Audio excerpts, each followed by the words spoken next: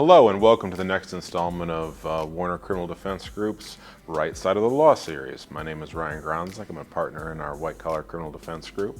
Today I'm here to talk with you about what to do when you expect an employee of wrongdoing. And one of the most common ways this presents itself is in the field of embezzlement or fraud. Embezzlement is incredibly prevalent in American workplaces.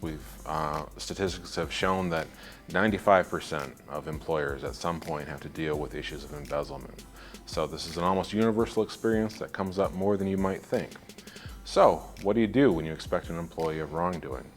Step one, remove their access. You'd be surprised how many employers, when they find out or suspect that an employee is stealing, embezzling, what have you, they don't remove the employee's access. Sometimes employers are doing that out of a sense of fairness. They believe, this person is in the circle of trust.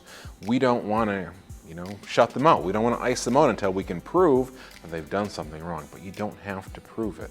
And by limiting a person's access when you suspect they're up to no good, you prevent them from doing further damage to your business, from taking more money than they would have otherwise taken. So step one is always to shut down their access, both physical, digital, and financial, to your systems. Step two, figure out what damage has been done. This can be a lot harder than some people might think. Employers don't typically leave big canvas sacks with money around in it on the shop floor for embezzlers to take. So embezzlers have come up with a lot of creative and innovative ways to steal from their employers. We see things along the lines of fraudulent payroll accounts, kickbacks, checks written to vendors who may or may not exist. These people are creative. If there's money out there and it's stealable, people will get creative and find a way to steal it. So what you need to do is do that internal investigation after you've locked down your systems. Find out what's been taken.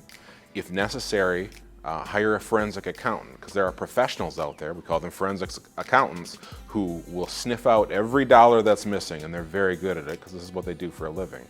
Also, this is a great stage at which you should involve your attorney.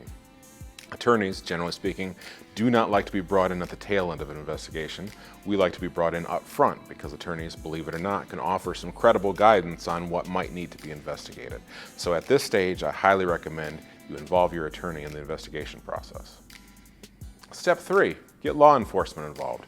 Employers can take differing approaches to this stages that might not fit into the model of best practices. Sometimes employers don't like to get law enforcement involved because, this is someone who worked for us. We know this person and we don't want to call the cops. Sometimes employers jump the gun and go straight to the police without having all their ducks in a row. It works best in our experience if you can make a presentation to law enforcement. You can show this is what's been taken, this is when it was taken, this is the supporting evidence we have to document how it was taken. And if you can present this neat little package to law enforcement, they absolutely love it and it will absolutely facilitate the disposition of the matter. This is another stage at which your attorney can be extremely helpful.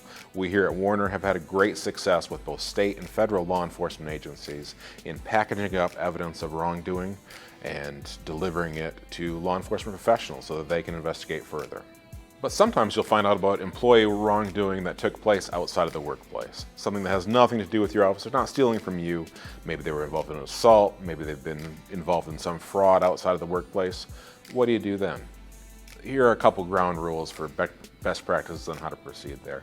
Step one, don't jump the gun.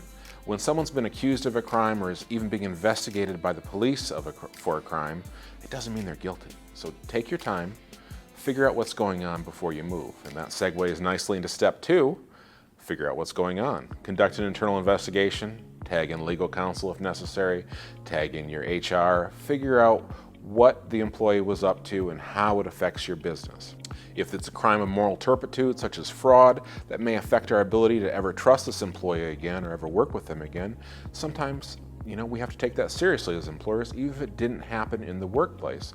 And that leads us into step three. Follow your normal disciplinary procedures. If your employees' actions have violated your code of conduct and you've conducted a credible investigation, go ahead and terminate them if you feel that's appropriate. You're not running a court of law as an employer. You don't need to wait for a conviction. You don't have to abide by a beyond a reasonable doubt standard. If after your investigation has run its course, you've concluded that we can no longer trust this employee, we no longer want this person working here, follow your normal procedures terminate them. Thank you for joining me today. As always, if you have any questions about this presentation, feel free to contact me or your Warner attorney.